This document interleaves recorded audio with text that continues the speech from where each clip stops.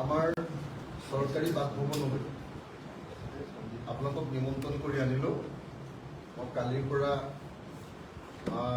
দিছপুৰৰ চৰকাৰী বাসভৱনলৈ আহিছোঁ, এটা কোৱাৰ্টাৰ পাইছোঁ। মই প্ৰথমতে জনাই লৈছোঁ যে কোৱাৰ্টাৰটো হ'ল B1। এইকাৰণে জনাই লৈছোঁ যে কোনোবাই যদি এতিয়া মোক লগ ধৰিব খোজে, পুৰা জুলাই মাহটো, সম্পূৰ্ণ জুলাই মাহটো মোক দিছপুৰৰ আমাৰ MLA কোৱাৰ্টাৰ B1তে সদায় লগ পাব, সদায় লগ পাব B1ত। গতিকে যোনে লগ ধৰিব খোজে চৰকাৰী কোৱাৰ্টাৰ B1ত লগ পাব পাৰিব। এতিয়া মই আপোনালোকক এটা বিশেষ কাৰণত আমি ৰাইজৰ দলৰ তৰফৰ পৰা নিমন্ত্ৰণ কৰি আনিলোঁ। আজি অসম বিধানসভাত আমি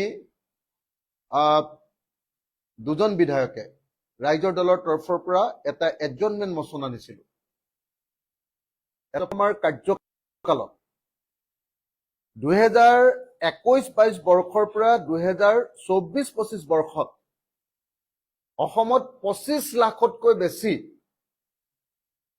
25,67,797 জন ছাত্ৰ ছাত্ৰী অসমৰ চৰকাৰী শিক্ষানুষ্ঠানত কমি গ'ল, যাক ইংৰাজীত এনৰলমেণ্টছ বুলি কয়।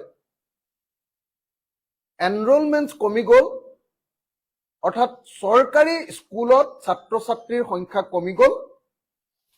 2021-22 বৰ্ষৰ পৰা 2024-25 বৰ্ষলৈ 25,67,797 জন।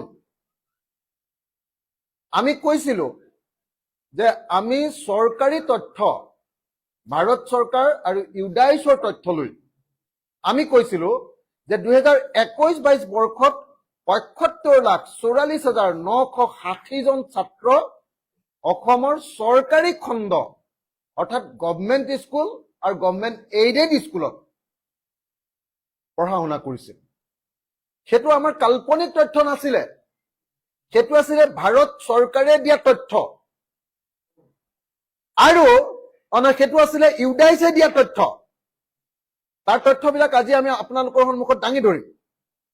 আৰু 2024-25 বৰ্ষত সেই ছাত্ৰ ছাত্ৰীৰ সংখ্যা কমি ভাৰত চৰকাৰে ক'লে যে সেয়া হ'লগৈ 49,77,163 জন। অৰ্থাৎ 4 বছৰত হিমন্ত বিশ্ব শৰ্মাৰ ডাক্তৰ ৰণোজ পেগুৰ কাৰ্যকালত, হিমন্ত বিশ্ব শৰ্মাৰ মুখ্যমন্ত্ৰিত্ব আৰু ৰণোজ পেগুৰ শিক্ষামন্ত্ৰিত্বৰ কাৰ্যকালত 4 বছৰত 25,67,797 জন ছাত্ৰ ছাত্ৰী অসমৰ চৰকাৰী বিদ্যালয়ত কমি থাকে। এই কথাটোক তেখেতে মই মিছা কোৱা বুলি প্ৰথমতে বিধানসভাত ক'লে, আৰু তাৰপিছত সংবাদ মাধ্যমত আহি আজি ডাক্তৰ ৰণোজ পেগুৱে কি কৈছিলে মই প্ৰথমতে আপোনালোকক সেই কথাখিনি প্ৰথমতে জনাই ল'ব খুজিছোঁ। ফেনকেইখন অফ কৰি দিব নেকি, আৰু দৰ্জাখন মাৰি দিব নেকি? ফেনকেইখন অফ কৰি দিলে ভালকে যাব। মই আপোনালোকক এচিটো কিয় বন্ধ কৰি আপোনাৰ মই এতিয়া আপোনালোকক ইয়াত দি দিলো।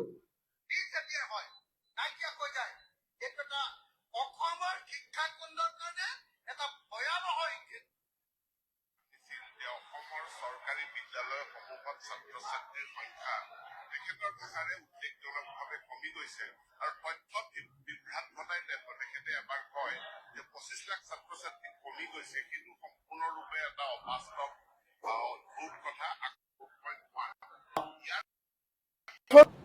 লিংকটো সৈতে দেখুৱাই দিয়ক ইউডাইছৰ, যাতে আমি মিছা কথা কৈছো বুলি কোনো ক'ব নোৱাৰে। প্ৰথমতে ইউডাইছ দেখুৱাই দিয়ক।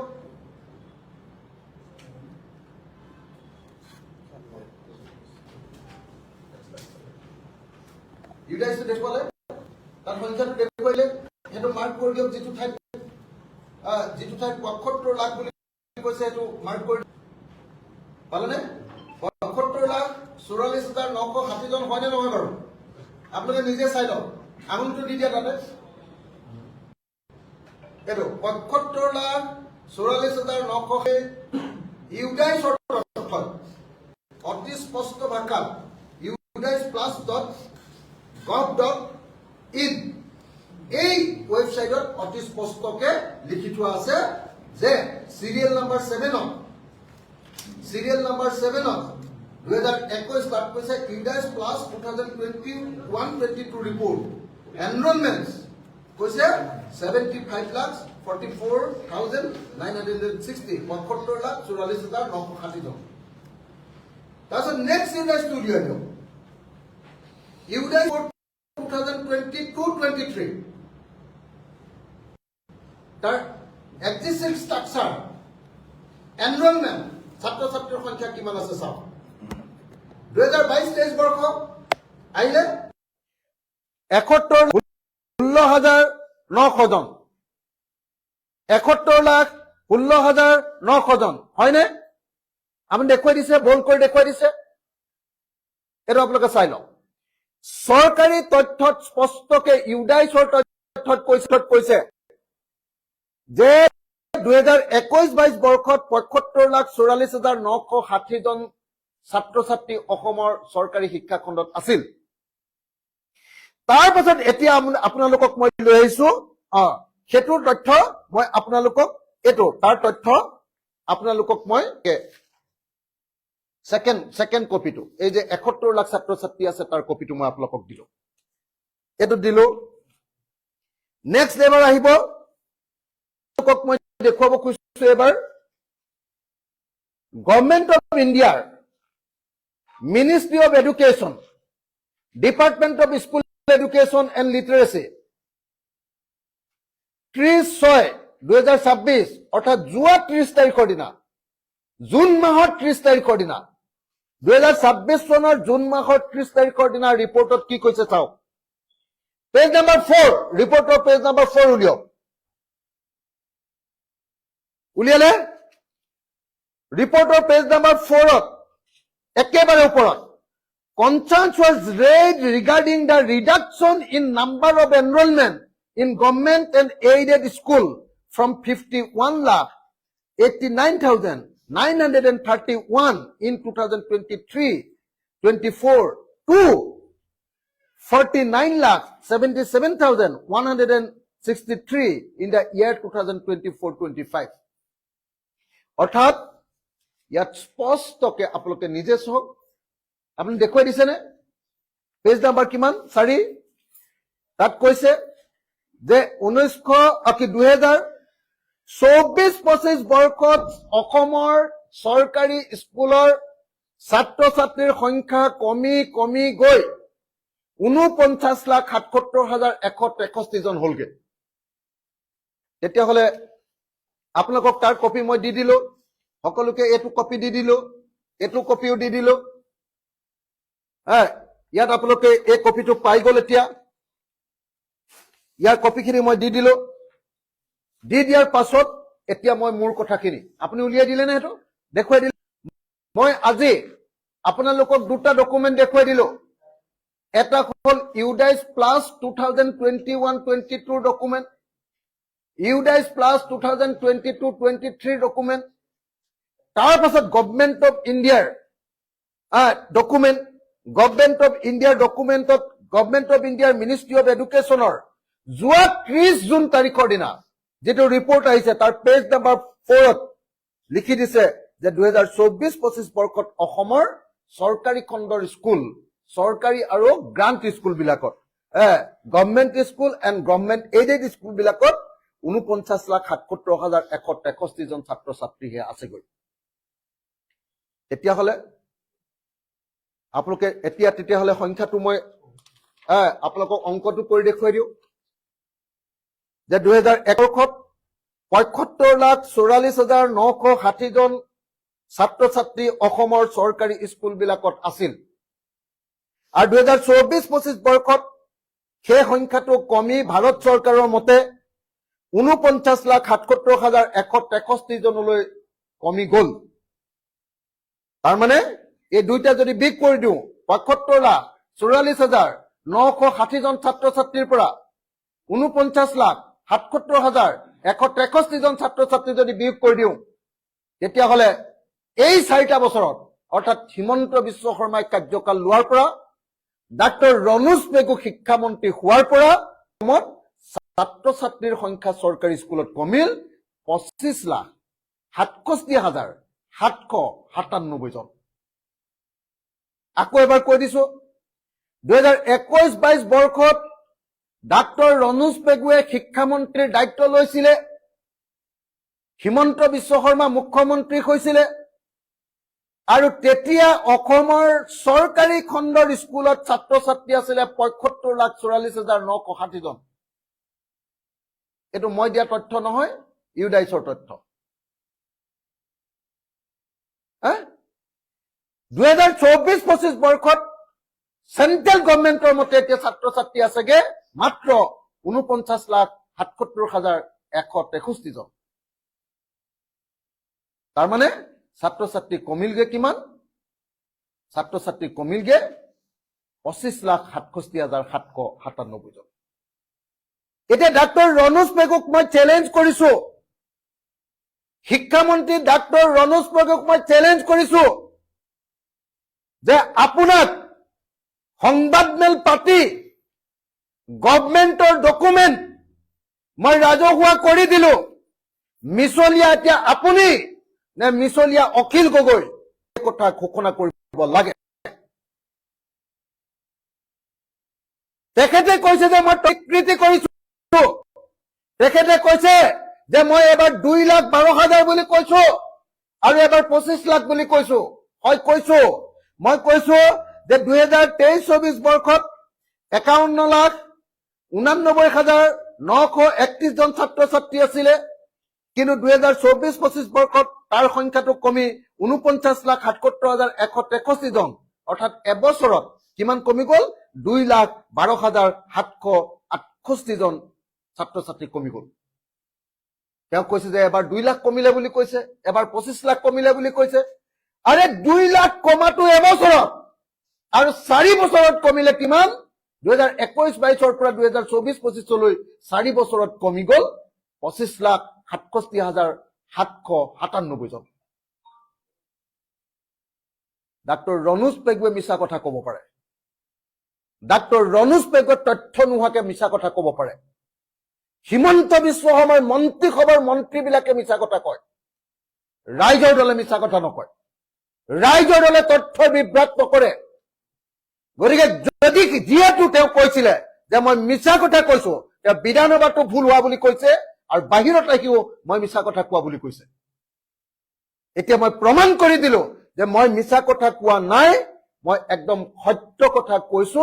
গতিকে এই মুহূৰ্তত মই অসমৰ শিক্ষামন্ত্ৰী ডাক্তৰ ৰণোজ পেগু, মিছলীয়া শিক্ষামন্ত্ৰী ডাক্তৰ ৰণোজ পেগু, তথ্যবিহীন শিক্ষামন্ত্ৰী ডাক্তৰ ৰণোজ পেগু এই মুহূৰ্তত মই পদত্যাগ কৰিবৰ কাৰণে দাবী উত্থাপন কৰিছো। যিখন চৰকাৰৰ দিনত 25,67,797 জন ছাত্ৰ ছাত্ৰী কমি যাব পাৰে চৰকাৰী স্কুলত, মাত্ৰ 4 বছৰত 25,67,000 মানে 26 লাখে, প্ৰায় 26 লাখ ছাত্ৰ ছাত্ৰী যদি 4 বছৰত কমি যায়, তাৰমানে অসমৰ চৰকাৰী শিক্ষা খণ্ড খতম, শেষ হৈ গ'ল, ধ্বংস কৰি পেলাল। হিমন্ত বিশ্ব শৰ্মা চৰকাৰৰ দিনত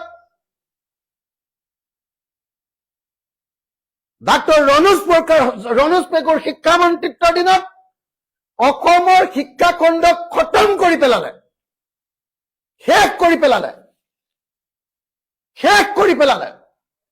এইটো দুৰ্ভাগ্যজনক ঘটনা। আটাইতকৈ ডাঙৰ কথা যে যেতিয়া চৰকাৰী তথ্য লৈ মই অসম বিধানসভাত সঁচা তথ্য, যেতিয়া মই তথ্য পাতি দেখুৱাই কৈ আছো যে ইউডাইছে ইমান কৈছে, চেন্ট্ৰেল গভৰ্ণমেণ্টৰ মিনিষ্ট্ৰী অফ এডুকেশ্যনে ইমান কৈছে, তেতিয়া কৈছে যে মই মিছা কথা কৈছো, মই তথ্যৰ বিভ্ৰাট ঘটাইছো। আৰু তাৰ পাছত তেওঁ বাহিৰলৈ ওলাই আহি মোক চেলেঞ্জ কৰি কৈছে যে অখিল গগৈ মিছা কথা কৈছে। এতিয়া মই আপোনালোকৰ সন্মুখত গভৰ্ণমেণ্ট ৱেবছাইট এটা এটাকে খুলি লৈ আপোনালোকৰ সন্মুখত মই এটা এটাকে প্ৰমাণ কৰি দিলো যে যোৱা 4 বছৰত অসমত খণ্ডত 25,67,797 জন ছাত্ৰ ছাত্ৰী হ্ৰাস পোৱাটো চৰকাৰী তথ্যই প্ৰমাণ কৰে। এইটো দুৰ্ভাগ্যজনক ঘটনা। অসমৰ কিমানখন নাজানো শুদ্ধ তথ্য চৰকাৰে নিদিয়ে কেতিয়াবা কয় 7,000খন কেতিয়াবা কয় 11,000খন 11,000খন নে 7,000খন চৰকাৰী বিদ্যালয় এতিয়ালৈকে বন্ধ কৰি দিলে ক্লোজাৰ বন্ধ কৰি দিলে মাৰ্জাৰ লগাই পেলালে আৰু বন্ধ কৰি পেলালে কিমান 7,000ৰ পৰা 11,000খন স্কুল 7,000ৰ পৰা 11,000খন স্কুল অসমত খাই পেলালে হিমন্ত আৰু ৰণোজ পেগুৱে হিমন্ত বিশ্ব শৰ্মা আৰু ডাক্তৰ ৰণোজ পেগুৱে অসমৰ 7,000তকৈ অধিক স্কুল খাই পেলালে মাৰি পেলালে আৰু এতিয়া আকৌ 4,000 নে 5,000 স্কুল নতুনকৈ আকৌ খাব খুজি আছে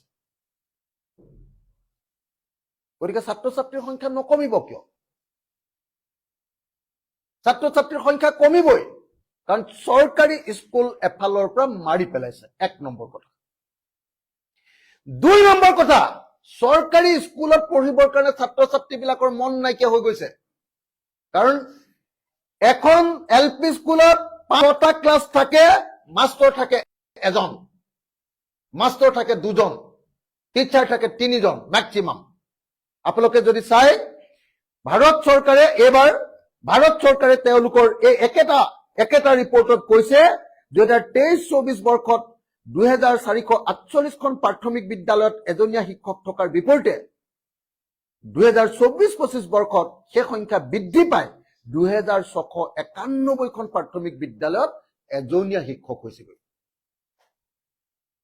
কথাটো ধৰিব পাৰিলে নে ক্লাছ আছে 5টা এলপি স্কুলত আৰু কেইখনমান স্কুলত ক শ্ৰেণীও আছে গতিকে 6টা ক্লাছ 6টা ক্লাছত শিক্ষক এজন ক্লাছ আছে 5টা বা 6টা ৰুম আছে মাত্ৰ এটা গোহালি ঘৰৰ নিচিনাকে গোটেইখন হুলস্থুল বজাৰৰ নিচিনাকে এজন টিচাৰ 2জন টিচাৰে একেলগতে 5টা 6টা ক্লাছ পঢ়াই থাকিব লাগে অথচ চৰকাৰে কৈছে যে আমি নিযুক্তি দিয়ে আছো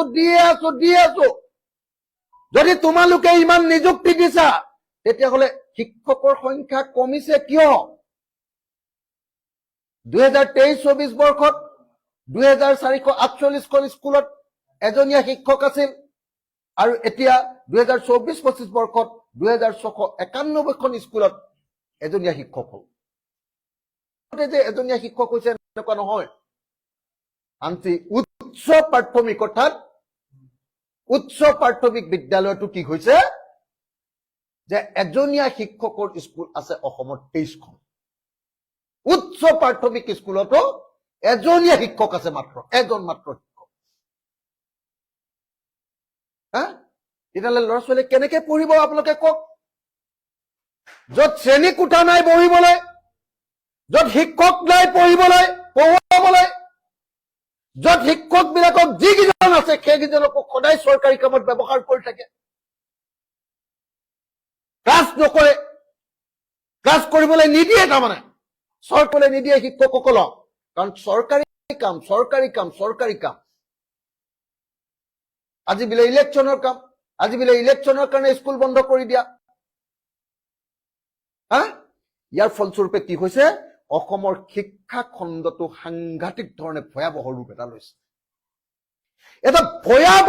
লৈছে আৰু অকল যে প্ৰাইভেট কি কয় অকল যে এলপি স্কুল বা এমই স্কুল বা হাই স্কুলৰ এইটো অৱস্থা মই আপোনালোকক এটা ভয়াৱহ তথ্য দাঙি ধৰিব খুজিছো সেই ভয়াৱহ তথ্যটো হ'ল যে আজি অসমৰ সকলো হায়াৰ ছেকেণ্ডাৰী স্কুলত নতুনকে যি বৃত্তিমূলক পাঠ্যক্ৰম দিছে যেনেকে ধৰক বিহুৰ ওপৰত পঢ়ুৱাবলৈ দিছে সংগীত পঢ়ুৱাবলৈ দিছে ক্ৰীড়া পঢ়ুৱাবলৈ দিছে কৃষি পঢ়ুৱাবলৈ দিছে বিউটিচিয়ানৰ কোৰ্স দিছে যোগৰ কোৰ্স দিছে এই কোৰ্স বিলাকৰ কাৰণে এই 26টা সাবজেক্টৰ কাৰণে গোটেই অসমৰ হায়াৰ ছেকেণ্ডাৰী স্কুল বিলাকত এজনো শিক্ষক নাই অথচ এনইপিৰ অধীনত কি কৰিছে এনইপিৰ অধীনত এনেকুৱা 26টা বৃত্তিমূলক শিক্ষা দিছে বৃত্তিমূলক শিক্ষাৰ গৈ পঢ়ুৱাবৰ কাৰণে এজনো টিচাৰ নাই এজনো টিচাৰ নোহোৱাকে 26টা ছাবজেক্ট আজি গোটেই অসমৰ হায়াৰ ছেকেণ্ডেৰী স্কুলবিলাকত আছে। যদি এজনো টিচাৰ নাথাকে, তাৰ ফলস্বৰূপে কি হৈছে, আজি ইংৰাজী শিক্ষকে বিউটিচিয়ান কোৰ্চ লৈ আছে হায়াৰ ছেকেণ্ডেৰী স্কুলবিলাকত। আজি অসমীয়াৰ শিক্ষকে য়োগাৰ ক্লাছ লৈ আছে। আজি ৰাজনীতি বিজ্ঞানৰ শিক্ষকে সংগীতৰ ক্লাছ লৈ আছে। আজি অৰ্থনীতিৰ শিক্ষকে ক্ৰীড়া খেল ধেমালিৰ ক্লাছ লৈ থাকিবলৈ পৰিস্থিতি হৈছে। তাৰ অৰ্থটো হৈছে কি? তাৰ অৰ্থটো হৈছে যে অসমীয়া মাধ্যমৰ বিদ্যালয়বিলাক হত্যা কৰিবৰ কাৰণে, মাৰি পেলাবৰ কাৰণে, হায়াৰ ছেকেণ্ডেৰী লেভেলতো মাৰি পেলাই প্ৰাইভেট স্কুলবিলাকক চলাবৰ কাৰণে এই কাম কৰিছে। NEP-য়ে এনেকৈ সম্পূৰ্ণৰূপে অপপ্ৰয়োগ কৰি NEP-ৰ কাৰণে কোনো প্ৰিপেৰেশ্যন নচলায় হিমন্ত বিশ্ব শৰ্মা আৰু ডাক্তৰ ৰণোজ পেগুৱে অসমৰ হায়াৰ ছেকেণ্ডেৰী বিলাকো মাৰি পেলাব খুজিছে। আৰু আটাইতকৈ ডাঙৰ কথা, এতিয়ালৈকে ডিগ্ৰী কলেজ বিলাকৰ পৰা এতিয়ালৈকে হায়াৰ ছেকেণ্ডেৰী ডিপাৰ্টমেণ্ট কেইটা আঁতৰাই দিয়া নাই। 11 আৰু 12 ক্লাছ কেইটা আঁতৰাই দিয়া নাই। কিন্তু আঁতৰাই নিদি আগতে 3 বছৰ পঢ়াবৰ কাৰণে যিসকল টিচাৰ আছিলে, ডিগ্ৰী কোৰ্চ 3 বছৰ আছিলে, এতিয়া ডিগ্ৰী কোৰ্চ পঢ়াবৰ 4 বছৰীয়া কোৰ্চ পঢ়াবৰ কাৰণে একেকেইজন শিক্ষক আৰু শিক্ষকৰ সংখ্যা কমিছেহে, বহা নাই। নতুন কোনো এপইণ্টমেণ্ট নাই। এইটো FYUG বুলি কয়, 4 years under graduate program. FYUG 2020 চনৰ NEP national education policy start কৰি দিলে, কিন্তু কোনো কলেজতে কোনো ইনফ্ৰাষ্ট্ৰাকচাৰ নাই, আন্তঃগাঁথনি নাই, টিচাৰ নাই। 6th আৰু 7th ছেমিষ্টাৰ, নহয় 7th আৰু 8th ছেমিষ্টাৰ, 7 আৰু 8th ছেমিষ্টাৰ আৰম্ভ কৰিবৰ কাৰণে শিক্ষানুষ্ঠানসমূহৰ একোৱেই নাই।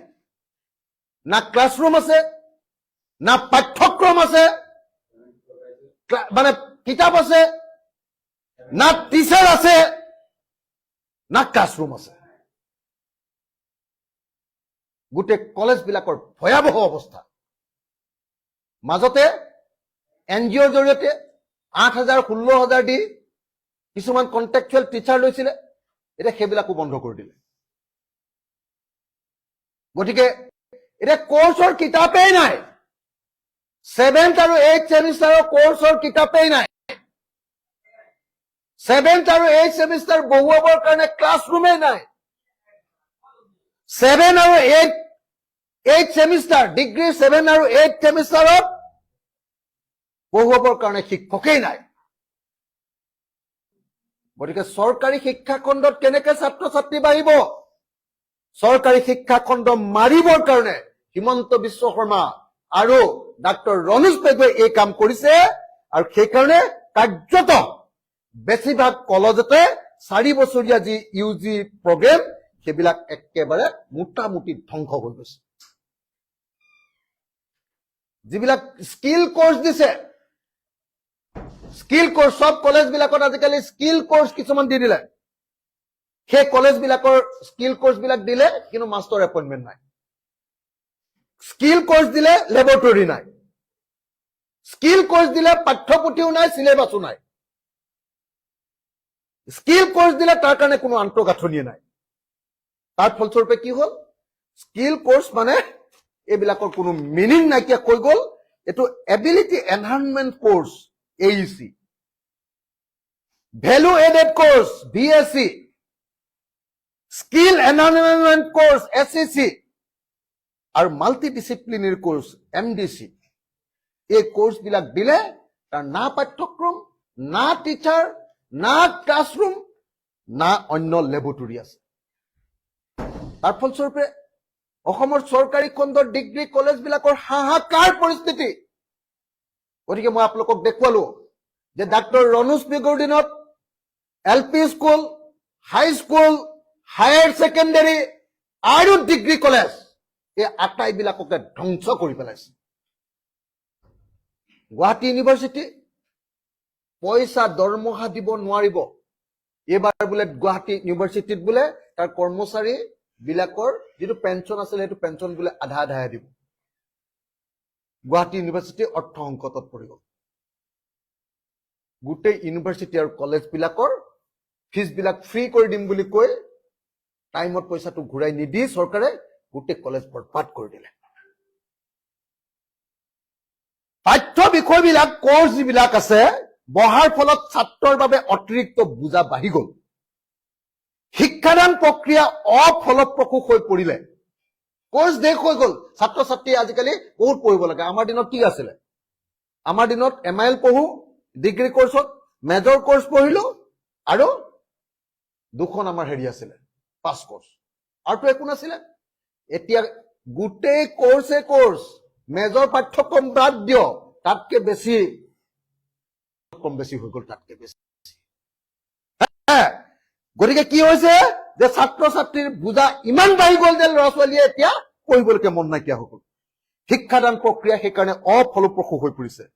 শ্ৰেণীত ছাত্ৰ ছাত্ৰীৰ উপস্থিতি ভাবিব নোৱাৰাকৈ কমি গৈছে। সব কলেজত আপোনালোকে খবৰ লওক, সব কলেজত আজিকালি ক্লাছত ষ্টুডেণ্ট নাহে। সব কলেজ বিলাক ধ্বংস হৈ গৈছে, চৰকাৰী স্কুল, চৰকাৰী কলেজ। আনহাতে শিক্ষানুষ্ঠানৰ কৰ্তৃপক্ষৰ ওপৰত ভাল ৰিজাল্ট কৰিবই লাগিব বুলি আকৌ শিক্ষাৰ ডাইৰেক্টৰৰ পৰা, উচ্চ শিক্ষাৰ ডাইৰেক্টৰৰ পৰা, শিক্ষামন্ত্ৰীৰ পৰা হাল্লা কৰি থাকে যে ৰিজাল্ট ভাল হ'ব লাগিব। তাৰমানে কি? তাৰমানে ফেইল কৰিলেও পাছ কৰাই দিব লাগিব। সব ষ্টুডেণ্ট বিলাককে এই যিবিলাক কৈছে পাছ কোৰ্চ বিলাকত মাইনৰ বুলি কয় আজিকালি, আমাৰ আগতে পাছ কোৰ্চ বুলি কৈছিল। আমাৰ মাইনৰ ছাবজেক্ট বিলাকত আজিকালি পৰীক্ষা নিদিলেও পাছ কৰাই দিয়ে। এনে খালি বহি দিলে হ'ল আৰু চবকে পাছ কৰাই দিয়ে। গোটেই শিক্ষা ব্যৱস্থাটোক সম্পূৰ্ণৰূপে হিমন্ত বিশ্ব শৰ্মা আৰু ডাক্তৰ ৰমেশ পেগুৱে প্ৰশাসনত পৰিণত কৰি পেলালে। শিক্ষানুষ্ঠানৰ কৰ্তৃপক্ষৰ ওপৰত ভাল ৰিজাল্ট, উত্তীৰ্ণৰ হাৰ বঢ়াবলৈ হেঁচা প্ৰয়োগ কৰি থকাৰ ফলত ফলাফলৰ উন্নত প্ৰদৰ্শন দেখুওৱাৰ বাবে কি কৰিছে? এনেই মিছামিছিকে পাছ কৰাই দিয়াৰ, ছাত্ৰ ছাত্ৰীবিলাকক পাছ কৰি দিয়াৰ কাৰণে কলেজৰ প্ৰিন্সিপাল বিলাকে, সব হেড বিলাক আৰু টিচাৰ বিলাকক কয় যে এনেই পাছ কৰাই দিয়া, নহলে মৰি যাবা, চাকৰি গুচি যাব তোমাৰ, গতিকে এনেই পাছ কৰাই দিব লাগে। ফলত ফলাফলৰ উন্নত প্ৰদৰ্শন দেখুৱাবলৈ গৈ গোটেই কলেজ বিলাক ধ্বংস কৰি দিছে। শিক্ষাৰ মান বৃদ্ধি হোৱা নাই, লগতে শিক্ষা ধ্বংস কৰি শিক্ষাৰ উদ্দেশ্য কমপ্লিটলি বৰবাদ কৰি দিলে এই হিমন্ত বিশ্ব শৰ্মা আৰু ডাক্তৰ ৰনোজ পেগুৱে। সেইকাৰণে আজি ৰাইজৰ দলৰ সভাপতি হিচাপে আৰু ৰাইজৰ দলৰ 2জন বিধায়কৰ হৈ আমি ডাক্তৰ ৰনোজ পেগুক তেওঁৰ ব্যৰ্থতাৰ কাৰণে, তেওঁৰ অকমন্যতাৰ কাৰণে, তেওঁ কাম নাইকিয়া স্বভাৱৰ কাৰণে, তেওঁ কেৱল দাদাগিৰি কৰে মাষ্টৰসকলৰ ওপৰত, শিক্ষকসকলৰ ওপৰত, তেওঁক পদত্যাগ কৰিবৰ কাৰণে দাবী জনাইছো। আৰু অসমৰ মুখ্যমন্ত্ৰীক অতি সোনকালে ডাক্তৰ ৰনোজ পেগু যদি পদত্যাগ নকৰে তেওঁক বৰখাস্ত কৰিবৰ কাৰণে দাবী জনাইছো। আৰু অসমৰ শিক্ষাখণ্ডক বচাবৰ কাৰণে মই সকলোকে আহ্বান জনাইছো। সদৌখন ছাত্ৰ সন্থা আছে, অন্যান্য ছাত্ৰ সংগঠন আছে, ছাত্ৰ সংগঠন আছে, ছাত্ৰ মুক্তি সংগ্ৰাম সমিতি আছে, লেফ্ট ছাত্ৰ সংগঠন বিলাক আছে। কিন্তু দুৰ্ভাগ্যবশতঃ ছাত্ৰসকলৰ এই যিবিলাক আচল সমস্যা এইবিলাকক লৈ সদৌখন ছাত্ৰ সন্থা, ছাত্ৰ মুক্তি সংগ্ৰাম সমিতি, লেফ্ট সংগঠন আৰু জনগোষ্ঠীয় ছাত্ৰ সংগঠন বিলাকেও, জাতীয় সংগঠন বিলাকেও এতিয়ালৈকে মাত মতা নাই। মই অসমৰ সকলো ছাত্ৰ সংগঠনক ডাক্তৰ ৰনোজ পেগুৰ পদত্যাগৰ কাৰণে দাবী জনাবলৈ অসমৰ LP স্কুল, অসমৰ হাইস্কুল, অসমৰ হায়াৰ ছেকেণ্ডাৰী আৰু অসমৰ কলেজ আৰু ইউনিভাৰ্চিটিক বচাবৰ কাৰণে, বিজেপিৰ পৰা বচাবৰ কাৰণে, এই গোটেইবিলাক ধ্বংস কৰাৰ পৰা বচাবৰ কাৰণে, ডাক্তৰ ৰনোজ পেগু আৰু হিমন্ত বিশ্ব শৰ্মাই এই গোটেই শিক্ষানুষ্ঠানবিলাক ধ্বংস কৰাৰ পৰা বচাবৰ কাৰণে, ডাক্তৰ ৰনোজ পেগুৰ পদত্যাগ দাবী উত্থাপন কৰিবৰ কাৰণে আৰু শিক্ষাখণ্ডৰ মান উন্নত কৰিবৰ কাৰণে সকলোকে একেলগে মাত মাতিবৰ কাৰণে মই আহ্বান জনাইছো। মই চেলেঞ্জ কৰিছো ডাক্তৰ ৰনোজ পেগুৱে মোৰ এই প্ৰশ্নবিলাকৰ উত্তৰ দিয়ক। মই চেলেঞ্জ কৰিছো হিমন্ত বিশ্ব শৰ্মাক যে মই যদি মিছা কথা কৈছো আজি একদম পুৰা ইয়াত আপোনালোকক লিংক দেখুৱাই ৱেবছাইটৰ পৰা চৰকাৰী ৱেবছাইটৰ পৰা এটাকে তথ্য আপোনালোকক কৰি দিছো। গতিকে এতিয়া ডাক্তৰ ৰণোজ পেগুৱে পদত্যাগ কৰক। তেওঁৰ যদি লাজ আছে, তেওঁ যদি সন্মান আছে, তেওঁ যদি মিনিমাম যদি কনচাইন্স মগজু বিবেচনা, তেওঁ পদত্যাগ কৰক। Thank you. আপোনালোক কিবা থাকিলে সুধিব পাৰে, মোৰ শেষ। হয়,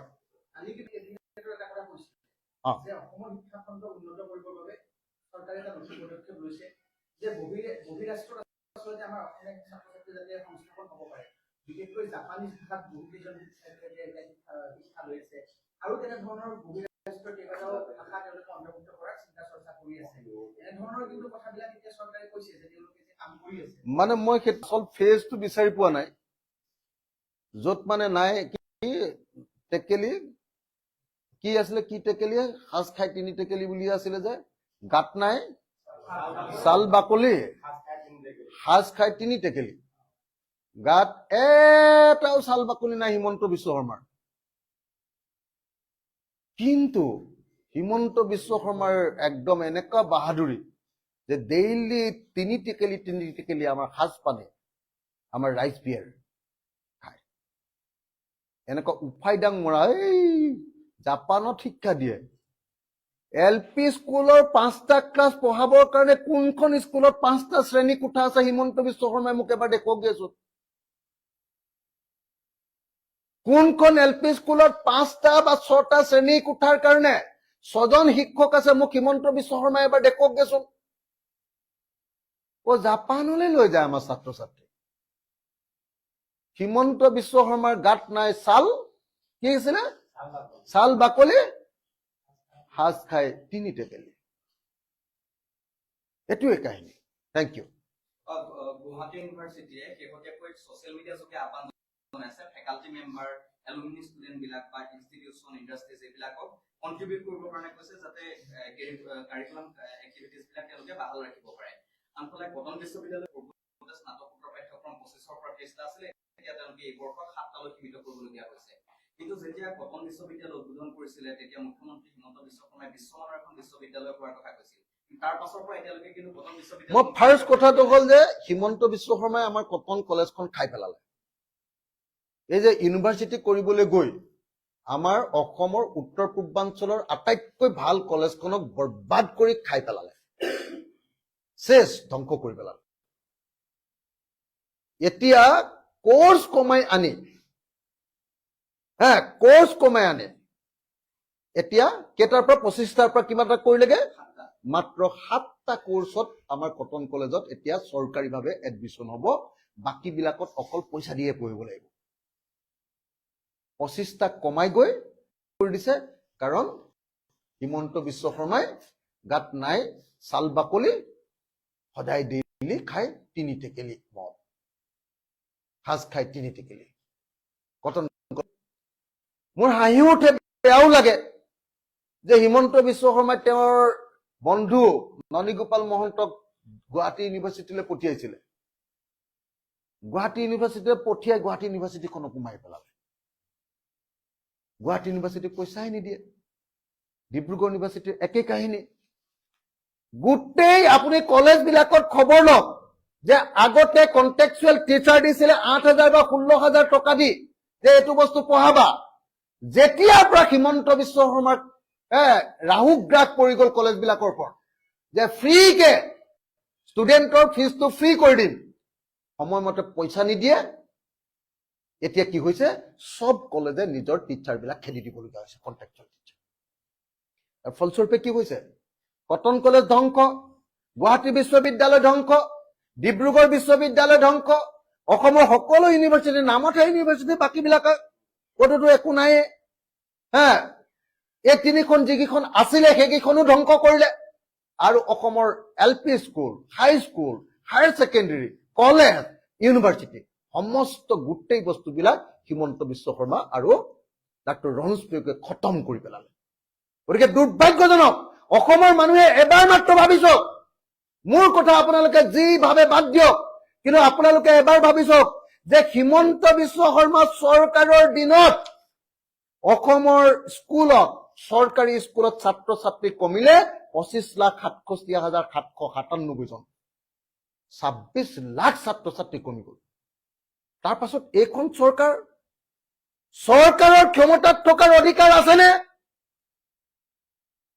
একদিনাই হেলিকপ্টাৰ লৈ হিমন্ত বিশ্বই ঘূৰি ফুৰিছে আপুনি যাওকচোন এতিয়া কি কয় আমাৰ বৰঝাৰ এয়াৰপৰ্টলৈ আজিকালি আদানী এয়াৰপৰ্ট যাওকচোন হিমন্ত বিশ্ব শৰ্মাৰ কাৰণে তাত এখন হেৰি ৰৈ থাকে কি বুলি কয় এখন চাৰ্টাৰ্ড ফ্লাইট সেইখনত উঠি যোৰহাটলৈ যায় যোৰহাট এয়াৰপৰ্টলৈ আকৌ যোৰহাট এয়াৰপৰ্টত হেলিকপ্টাৰ এখন ৰৈ থাকে সেইখনত উঠি শিৱসাগৰলৈ যায় মৌজ কৰিছে কিন্তু হিমন্তই ৰাইজৰ টকাৰে কিন্তু লুটিছে পুৰা মৌজ কৰা বুলি কয় যে ফূৰ্তি কৰিছে বাপেকৰ টকাৰে যে পুতেক বিলাকে যে একদম পুৰা ফূৰ্তি কৰে এনজয় কৰা বুলি কয় যে গাঁৱত একদম এনজয় কৰে যে একদম বোলে 2 লাখ টকীয়া মটৰচাইকেল চলাইছে হিমন্ত বিশ্ব শৰ্মাই কিন্তু এনজয় কৰিছে সব ধাৰৰ টকা সেই টকাৰে এডুকেশ্যন শিক্ষা স্বাস্থ্য একো বনোৱা নাই কি কৰিছে নিজৰ একদম ডাঙৰ মিটিং পাতিছে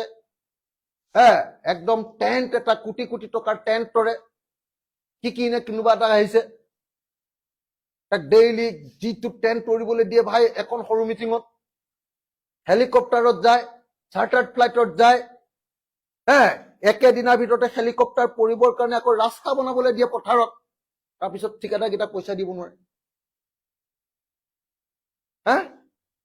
এনেকুৱা পৰিস্থিতিৰ এইখন চৰকাৰ এই চৰকাৰে গোটেই টকা ধাৰ লৈছে অভাৰব্ৰিজ বনাইছে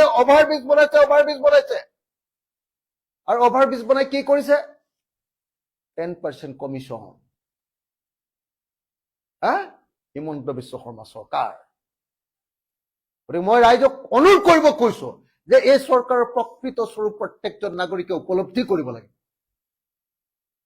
25 লাখ ছাত্ৰ ছাত্ৰী যদি 4 বছৰত নাইকিয়া হয় সেই চৰকাৰখনৰ ক্ষমতাত থকাৰ অধিকাৰ আছেনে এই প্ৰশ্নটো যদি অসমীয়া মানুহে নকৰে অসমীয়া মানুহকো ইতিহাসে ক্ষমা নকৰিব 4 বছৰত 25 লাখ ষ্টুডেণ্ট খাই পেলালে হিমন্ত আৰু ৰনোজ পেগুৱে 4 বছৰত 25 লাখ ষ্টুডেণ্ট খাই পেলালে হিমন্ত আৰু ৰনোজ পেগুৱে তাৰ পাছত যদি এই প্ৰশ্ন কৰিবলৈ সমুজ্জ্বল ভট্টাচাৰ্যৰ সাহস নাই এই প্ৰশ্ন কৰিবলৈ যদি আছুৰ সাহস নাই এই প্ৰশ্ন কৰিবলৈ যদি ছাত্ৰ মুক্তি সংগ্ৰাম সমিতিৰ সাহস নাই লেফট অৰ্গেনাইজেশ্যন বিলাকৰ সাহস নাই জাতীয় সংগঠন বিলাকৰ যদি সাহস নাই আৰু কোনো পলিটিকেল পাৰ্টি যদি সাহস নাই আৰু অসমীয়া জাতিয়ে যদি এই প্ৰশ্ন নকৰে তেতিয়াহ'লে ইতিহাসে কিন্তু কাকো ক্ষমা নকৰে থেংক ইউ বিষয়টো এনেকুৱা ধৰণৰ আছিলে কিবা এটা সুধি দিছো বেলেগ প্ৰসংগত আপোনাক সুধিছো হয়। গুৱাহাটী চিকিৎসা মহাবিদ্যালয়ৰ যিগৰাকী অধ্যক্ষ ডক্টৰ অচ্যুত বৈশ্য তেখেতৰ বিৰুদ্ধে দুগৰাকী চিকিৎসকে মহিলা নিৰ্যাতনৰ অভিযোগ আনিছিল শেহতীয়াকৈ কেইদিনমানৰ পিছত তেখেতৰ ওপৰত তদন্ত আৰু আজিৰ দিনটোত তেখেতক ট্ৰেন্সফাৰ দিয়া হৈছে গতিকে এই ধৰণৰ অভিযোগ থকাৰ পিছতো কেৱল মাত্ৰ ট্ৰেন্সফাৰ দিয়ে অকল দায়িত্ব সামৰিব নেকি চৰকাৰে মানে ৰজাই ভাল দেখে যাক কি বুলি কয় নহয় ভেটিও নালাগে তাক ৰজাই ভাল দেখে যাক ভেটিও নালাগে তাক হিমন্ত বিশ্ব শৰ্মাই ভাল দেখে তাক তেওঁ ৰেপ কৰিলেও বাচি যাব ভাই তেওঁ যদি ধৰ্ষণো কৰে তেতিয়াও বাচি যাব কিন্তু এগৰাকী ধৰ্ষিতাই আহি এতিয়া থানাত গোচৰ দিলেও কেছ নলয় আপুনি যাওকচোন আপোনাক এটেম্প টু মাৰ্ডাৰ কৰক হিমন্তৰ সিন্ডিকেটৰ মানুহে আপুনি কেছ কৰিবলৈ কি কয় আপুনি নিউজ কৰিবলৈ যাওঁতে এটেম্প টু মাৰ্ডাৰ আপোনাক হত্যা কৰিবলৈ চেষ্টা কৰক বাচি গ'ল তাৰপিছত কেছ এটা দিবলৈ যাওকচোন আপোনাৰ কেছটো লয় যদি থানাত যদি কেছটো ৰেজিষ্টাৰ হয় আপুনি চাওকচোন নহয় অকল বিজেপিয়ে যদি আপোনাৰ ওপৰত কেছ দিয়ে তেতিয়াহে ৰেজিষ্টাৰ হ'ব ডেফিনেটলি মই কলো নহয় ৰজাই ভাল দেখে যাক ভেটিও নালাগে তাক অচ্যুত বৈশ্য ডাঙৰীয়াৰ বিৰুদ্ধে যিটো গুৰুতৰ অভিযোগ আহিছে সেই গুৰুতৰ অভিযোগৰ কিমান ডাঙৰ শাস্তি হ'ব পাৰে বেলেগ একোৱে কৰিব নালাগে সেইটো গভৰ্ণমেণ্টে লাহেকে গভৰ্ণমেণ্টৰ পিনৰ পৰা এটা থানাত কেছ এটা ৰেজিষ্টাৰ কৰি দিব লাগিছে তেতিয়া গম পাই গ'লহেঁতেন দেখিলেহেঁতেন কি হ'ল ধৰ্ষণৰ গোচৰত বা আপোনাৰ মহিলা নিৰ্যাতনৰ গোচৰত বা মহিলাক অপমান কৰাৰ গোচৰত বা ডমেষ্টিক ভায়োলেন্স বা কেম্পাছৰ ভিতৰত নিজৰ কৰ্মক্ষেত্ৰত মহিলাবিলাকক বেয়া ব্যৱহাৰ কৰাৰ গোচৰত কি ঘটনা ঘটিব পাৰে এবাৰ কোৰ্টলৈ গ'লে গম পাই যাব। প্ৰধানমন্ত্ৰী কাৰ্যালয়ৰ পৰা অভিযোগ পত্ৰ আহিছে। আৰু আটাইতকৈ ডাঙৰ কথা হৈছে তথ্য প্ৰমাণ সহকাৰে দিছিলে। মই সেইকাৰণে কৈছো যে হিমন্ত বিশ্ব শৰ্মাই অসমক যাক ভাল পায় তেওঁ হাতখন মাফ, আৰু হিমন্ত বিশ্ব শৰ্মাই যাক বেয়া পায় তেওঁক ৰাতিয়ে এনকাউণ্টাৰ কৰি খতম। কথাটো গম পাইছে? সেইকাৰণে আপোনালোকে অচ্যুত বৈশ্যক চাই থাকিলে নহব, আপোনালোকে সংবাদ মাধ্যমে হিমন্ত বিশ্বক চাব লাগিব। আপোনালোকে অচ্যুত বৈশ্য কৈ আছে, অচ্যুত বৈশ্য সম্পৰ্কে একদম স্পষ্টকে তেওঁক ৰাখিমেই বুলি, তেওঁক অচ্যুত বৈশ্যক ৰাখিমেই, তেওঁ নহলে বোলে হস্পিটেল কি কয় GMCH নচলে বুলি কোৱা মানুহজন কোন আছিলে? অচ্যুত বৈশ্য নহলে বোলে অসমৰ স্বাস্থ্য খণ্ডটোৱে নচলে। আপুনি কথাটো ভাবি চাওকচোন, কোন আছে? হিমন্ত বিশ্ব শৰ্মাই কৈছিলে নে নাই? গতিকে আপোনালোকে এতিয়া হিমন্ত বিশ্ব শৰ্মালৈ চাওক। হিমন্ত বিশ্ব শৰ্মাই অচ্যুত বৈশ্যক বচাই আছে, বেলেগ কথা পাতি থাকি লাভ নাই। গতিকে হিমন্ত বিশ্ব শৰ্মাক প্ৰেছাৰাইজ কৰক যে আপুনি এনেকুৱা কেম্পাছৰ ভিতৰত হোৱা যি নাৰী নিৰ্যাতনৰ ঘটনা, এইটোৰ পৰা এজন মানুহক আপুনি বচাইছে, এইটো আপুনি কাললৈ এটা পাপ কৰিছে। এই বুলি 3টা নিউজ কৰি দিয়কচোন, হিমন্ত বিশ্ব শৰ্মাই একেদিনাই একশ্যন ল'ব। ট্ৰেন্সফাৰটো কিবা হেৰি নেকি, একশ্যন নেকি? ট্ৰেন্সফাৰটো কিবা একশ্যন হয় জানো? চৰকাৰী চাকৰিয়ালটো ট্ৰেন্সফাৰ হ'বই, হয়নে নহয়? কেছ এটা দি দিয়ক থানাত, আৰু এই যে মহিলা নিৰ্যাতনৰ কেছ এটা দি দিলে গম পাব থানাত, তেতিয়া কি হয়। বেলেগ একো কৰিব নালাগে, আৰু গভৰ্ণমেণ্টৰ পিনৰ পৰা খালি কেছ এটা দি দিব লাগে। তাত এখন কমিটি আছে, আপোনালোকে জানে প্ৰত্যেকটো কেম্পাছত এটা কমিটি থাকে, শিক্ষানুষ্ঠান ইনষ্টিটিউচনত কমিটি থাকে। সেই কমিটিখনক ৰিপৰ্ট এটা ভালকে কৰাই সেই কমিটিখনৰ জৰিয়তে এটা কেছ দিয়াই দিলে, বা ছুপাৰিনটেণ্ডেণ্টৰ জৰিয়তে কেছ দিয়াই দিলে, বা ডাইৰেক্টৰ হেল্থৰ জৰিয়তে এটা কেছ দিয়াই দিলে, বা কমিশনাৰৰ জৰিয়তে কেছ দিয়াই দিলে, আৰু নহলেতো হিমন্ত বিশ্ব শৰ্মাই খুদ ফোন কৰি কেছ দিয়াই, ফোন কৰি এটা কেছ দিয়াই দিলে, খেলা খতম। তেতিয়া আচল চৰিত্ৰ ওলাই যাব। আপোনালোকে হিমন্ত বিশ্বক ধৰিব লাগিব। আপোনালোকে অকল খালি হেৰিয়াক দেখুৱাইছে অচ্যুত বৈশ্য, দেখুৱাই দিয়ক হিমন্ত বিশ্বৰ সমানে সমানে অচ্যুত বৈশ্যক একেলগতে দুইজনক সমান সমান পৰ্দাত আধা আধা কৰি দেখুৱাই দিয়ক, কাইলে কেছ খতম, কাইলৈকে ৰিজাল্ট আপোনালোকে পাই যাব। নহলে অচ্যুত বৈশ্য কৈ থাকিলে 365 দিন আপোনালোকে চিঞৰি থাকিলেও একো ৰিজাল্ট নাপায়। এটা ডাঙৰ প্ৰশ্ন, কেৱল মাত্ৰ এটা ভাৰতৰ প্ৰশ্ন নহয়, এইটো আন্তঃৰাষ্ট্ৰীয় পৰ্যায়ৰ প্ৰশ্ন। ভূটানে ইতিমধ্যে তেল ভাৰতৰ পৰা তেল সংগ্ৰহ কৰিবলৈ বন্ধ কৰি দিছে, তেল সংগ্ৰহ নকৰে 20% ইথানল দিয়াৰ কাৰণে। মই আপোনালোকক আজিয়ে মাতি থৈছো, কাইলৈ ইথানল যুক্ত E20 পেট্ৰলত যে 20% যে ইথানল ভৰ্তি কৰিছে, তাৰ বিৰুদ্ধে এক অভিনৱ প্ৰতিবাদ সাব্যস্ত কৰা হ'ব অসম বিধানসভাৰ মজিয়াত। আপোনালোকক সকলোকে আগতীয়াকে নিমন্ত্ৰণ কৰি থৈছো যে ভূটানে অসমৰ বা ভাৰতবৰ্ষৰ পৰা যে এতিয়া পেট্ৰল ডিজেল ক্ৰয় কৰা বন্ধ কৰি দিলে, তাৰ কাৰণটো হ'ল চবতে 20% ইথানল ভৰাই দিছে।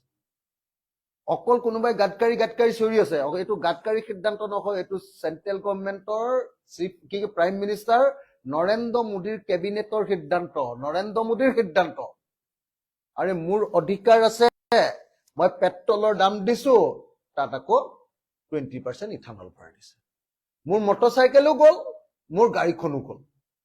একদম ক্লিয়াৰলি এতিয়া স্পষ্টকে ওলাই গৈছে যে 2022 চনৰ আগত বনোৱা যিবিলাক গাড়ী, সেইবিলাকত যদি ইথানল ভৰাই দিয়ে তেতিয়াহ'লে ইঞ্জিন খতম। তাৰ পিছৰ গাড়ীবিলাকৰো ইঞ্জিন বেয়া হৈছে। তাৰ পিছৰ গাড়ী কোনোবাই যদি ইথানল ফ্ৰেণ্ডলি তেতিয়াহ'লে বেলেগ কথা, কিন্তু তাৰ আগৰ যিবিলাক গাড়ী য'ত ইথানল ফ্ৰেণ্ডলি বুলি কনচেপ্টটো নাছিলেই, 2022 পিছৰ পৰা ইথানল ফ্ৰেণ্ডলি দুটা ইঞ্জিন আহিছে। এইটো বহুত ডাঙৰ ৰেকেট, সৰু সুৰা নহয়। আপোনাৰ প্ৰত্যেকখন গাড়ী এতিয়া বিক্ৰী কৰি দিব লাগিব, নতুন আকৌ গাড়ী ল'ব লাগিব ইথানলত ভৰাবৰ কাৰণে, কাৰণ পেট্ৰলে নাপায় আপোনাৰ গাড়ীত। আৰু আপোনাৰ গাড়ীত ইথানলযুক্ত পেট্ৰল ভৰাই দিলে খলাই খতম, ডিজেল ভৰাই দিলে খেলাই খতম। গতিকে আপুনি নতুন গাড়ী ল'ব লাগিব। ভাৰতবৰ্ষৰ প্ৰত্যেকজন নাগৰিকে যাতে নতুন গাড়ী ক্ৰয় কৰে, তাৰ কাৰণে নৰেন্দ্ৰ মোদীৰ এই চক্ৰান্ত, বিজেপিৰ চক্ৰান্ত। গতিকে কাইলৈ ইয়াৰ বিৰুদ্ধে আমি আমাৰ ৰাইজৰ দলৰ বিধায়কসকলে কাইলৈ প্ৰতিবাদ সাব্যস্ত কৰিম। আপোনালোকক কাইলৈ ৰাতিপুৱাই আপোনালোকক আমি নিমন্ত্ৰণ কৰি দিছো। Thank you. আন্তঃৰাষ্ট্ৰীয় বজাৰত যিহেতু ক্ৰুড অইলৰ দাম কমি গ'ল, যেতিয়া বিশ্ব বজাৰত পৃথিৱীৰ চব ঠাইতে ক্ৰুড অইলৰ দাম আধা হৈ গ'ল, হয়নে? প্ৰায় 70 rupees হৈ গৈছে। $70 হৈ গৈছে। তাত গৈ ক্ৰুড অইলৰ দাম ইমান কমি যোৱাৰ পাছতো অসম ভাৰতত এতিয়া পেট্ৰল ডিজেলৰ দাম, গেছ চিলিণ্ডাৰৰ দাম নকমে। দুখীয়া ৰাষ্ট্ৰত দাম কমি গ'ল পেট্ৰলৰ। চবতে কমি গ'ল। এতিয়া ভাৰতত খালি লুটি থাকিব লাগে, কাৰণ মোদী সেইটো মুমকিন হে না, হয়নে নহয়? মোদী হলেতো সকলো সম্ভৱ। আৰু মোদীক চেহেৰাটো চাই ললে 1000 টকা দিও পেট্ৰল কিনিব পাৰি ন। Thank U. দিয়া